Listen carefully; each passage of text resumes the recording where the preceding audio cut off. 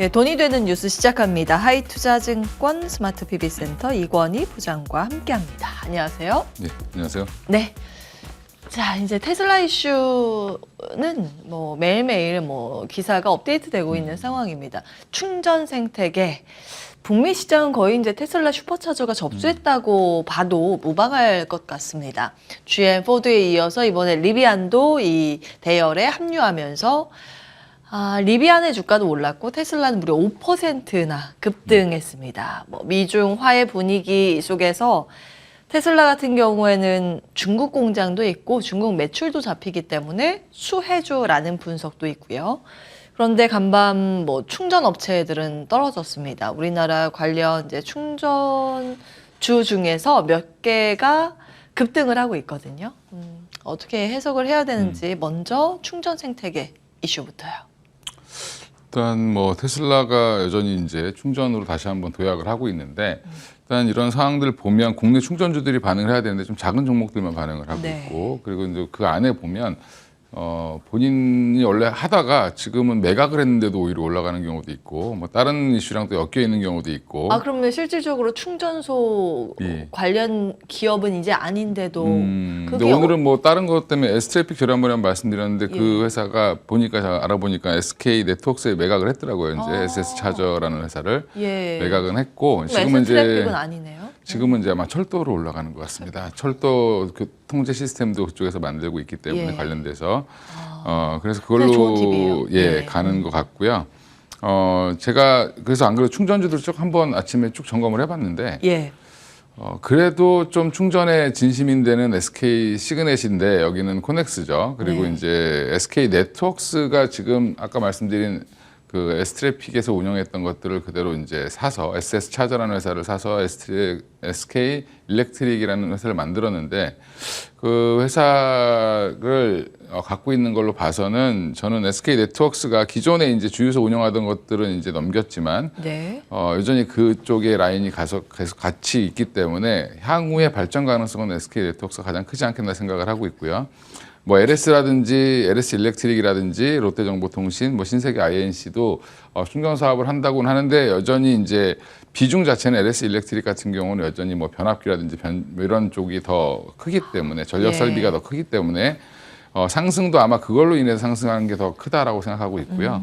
롯데정보통신이나 신세계 INC는 아직까지는 규모가 좀 크지 않기 때문에 여전히 조금 더 지켜봐야 되지 않나 생각을 하고 있습니다. 그래서 저도 나름 이제 탑픽을 이제 항상 물어보시니까 네. 탑픽을 찾아보면 SK 네트워크스가 탑픽이 되지 않겠나 지금 현재 상장된 종목 중에서는. 예.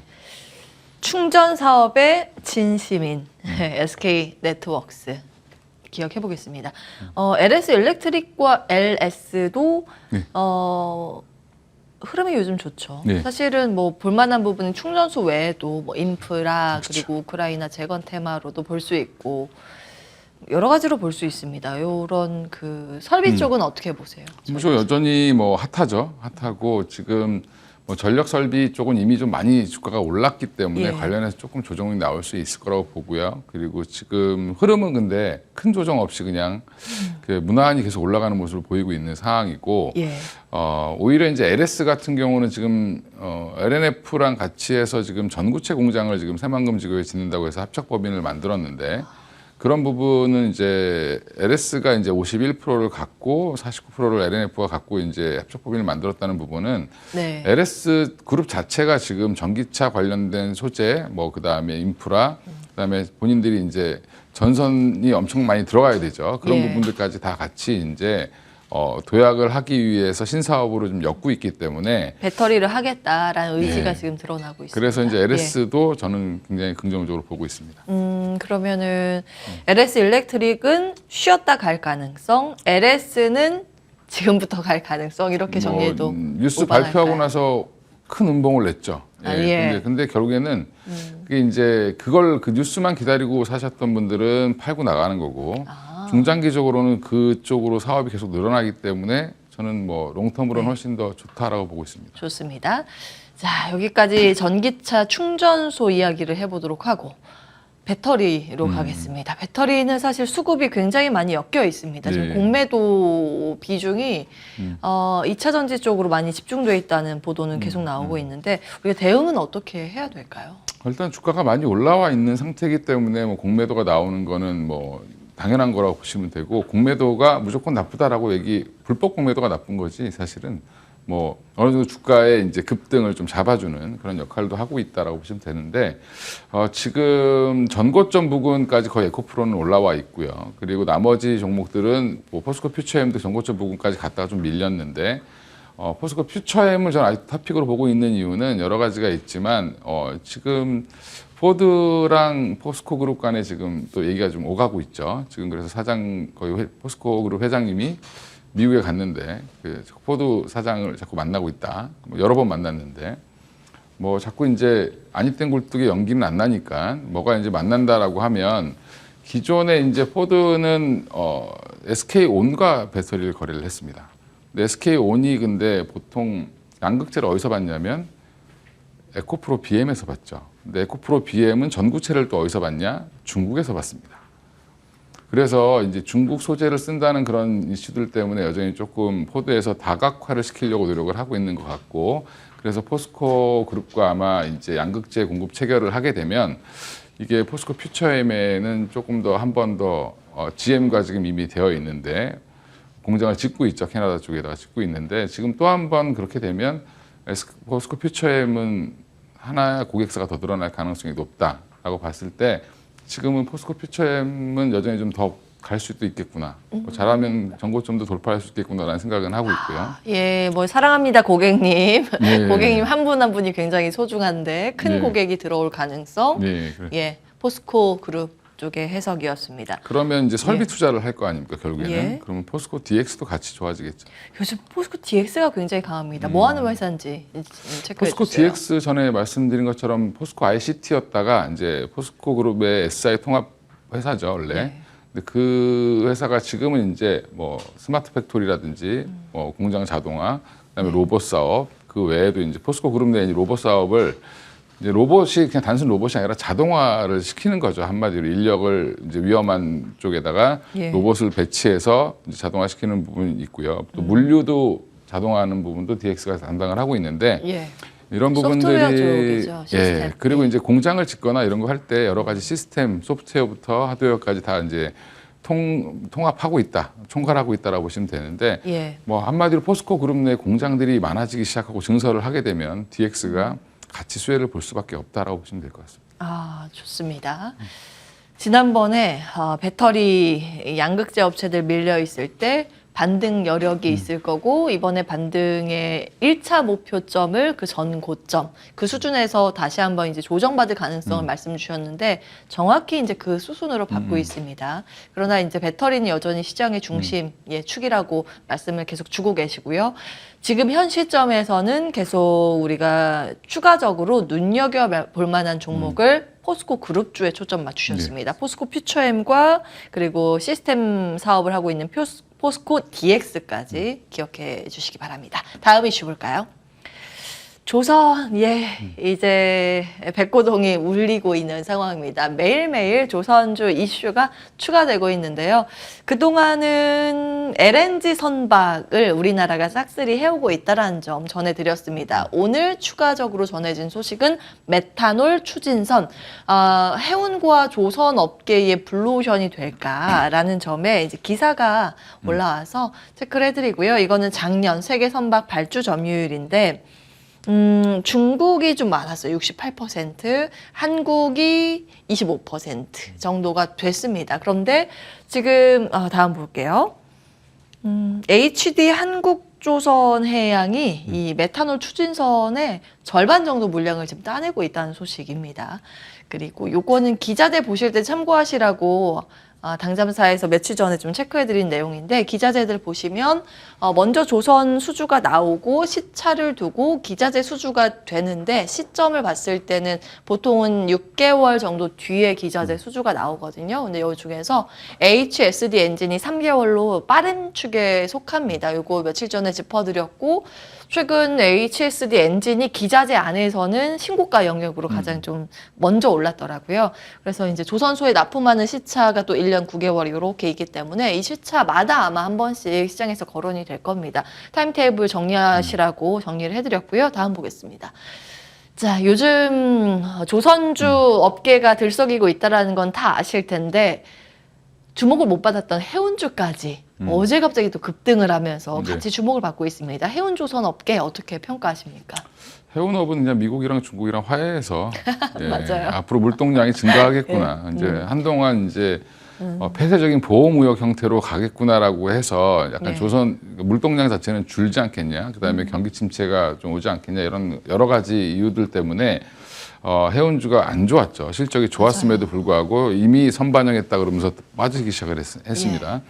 근데 지금 보면 다시 또 이제 중국 리오프닝 기대감으로 또 살짝 반등을 하다가 리오프닝 생각보다 별게 아니네 그러고 다시 빠졌다가 지금 다시 올라오는 거는 중국과의 미국과의 관계가 좋아지면 자연스럽게 우리나라 미국 기조를 따라가기 때문에 그러면 같이 좋아지지 않겠냐라는 그래서 이제 일단은 작은 해운사들 흥하해운이라고 하는 작은 해운사부터 올라오기 시작하는 거죠. 예. 그리고 이제 HMN까지 이제 무거운 것까지 올라오고 있는데 예. 그리고 이제 이 선사들도 발주를 계속 많이 내고 있습니다. 그래야지 조선사들이 좋겠죠, 지금.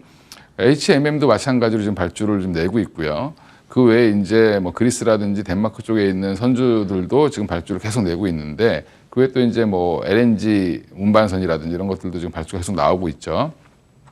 그런 의미에서 조선업은 지난번부터 제가 말씀드렸지만 이제 재평가를 받을 시기가 왔다. 뭐 양질의 안 좋은 이제 수주들은 없어지고 새로운 이제 좋아지는 수주들이 이제 많아지고 있는 상황이고 그러면 당연히 이제 조선 기자재들도 같이 따라갈 텐데 HSD 엔진 같은 경우 아까 조금 3개월 이렇게 얘기하시면서 좋게 얘기하셨는데 저도 굉장히 좋게 보는 게 여기는 고객사가 국내에 2개가 있습니다. 어디? 삼성중공업, 하나오션. 예, 그리고 대를 다 맡고 있네요. 예, 엔진. 그리고 또 하나가 또 한 군데가 어디냐면 하나가 아니라 여러 군데죠. 중국 조선사에도 납품을 합니다. 이 기술력이 있나 봐요. 엔진 쪽에. 예. 그러니까 이제 이게 엔진을 어떻게 보면 심장이라고 할 수 있는데 엔진을 자체적으로 개발해서 갖고 있는 회사는 현대중공업, 한국조선해양 그룹 쪽밖에 없습니다. HD 그룹만 그 엔진을 개발할 수 있는 능력을 갖고 있고요. 그럼 자체 개발이 없는 회사들은 거의 HSD 엔진 제품을 사용한다고 볼 수 있겠네요. 예. HSD 엔진 같은 경우는 그래서 예전에는 한때는 현대중공업보다도 훨씬 더 현대중공업 안에 있는 엔진 선박 그러니까 엔진 부서보다 훨씬 더 잘 만들었습니다. 근데 지금은 한동안 투자가 좀 조선업이 안 좋으면서 투자가 안 되고 발주가 많이 안 나오면서 지금 역전당했는데 조만간에 쫓아가지 않겠나 뭐 이렇게 생각을 하고 있고요. 지금 뭐 메탄올 추진선 자꾸 얘기하시는데 이미 얘기 나온 지 너무 오래된 얘기고요. 친환경 이슈는 뭐 국제회사기구에서 계속 얘기가 나왔기 때문에 기존에 이제 벙커시유라든지 아주 더러운 이 매연이 엄청 나오는 그 연료를 쓰던 것들에서 지금 뭐 LNG 추진선으로 갔다가 메탄올로 갔다가 뭐 그다음에 이제 뭐 수소도 간다고 얘기하고 있고 여러 가지가 거론되고 있는데 지금은 대세는 연료를 2가지를 쓰는 게 대세입니다.